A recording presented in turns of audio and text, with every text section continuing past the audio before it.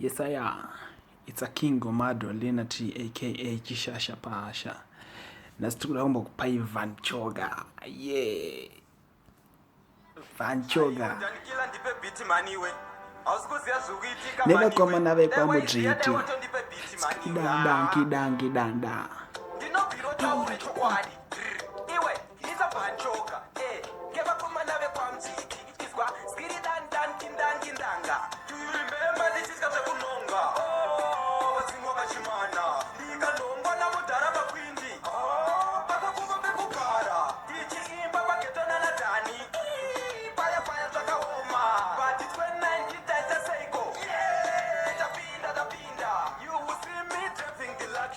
You will notice him in the mortuary. Dichitaura chirungu cheteshari. Nangwenina kakumira kusekondari. I'll be driving Benzi to Benzari. Dichiburuka mukusheshe bimari. Dichifeka kwa deko tenyete. Chitina sasa ai wado nadete. Do you remember this is It's a Vanchoga. Never come another pam GT. Skrida danki dan. Shikanzi ndekati. Oh. Yes, I am. Big up Vanchoga. Shout out Vanchoga. Valentine.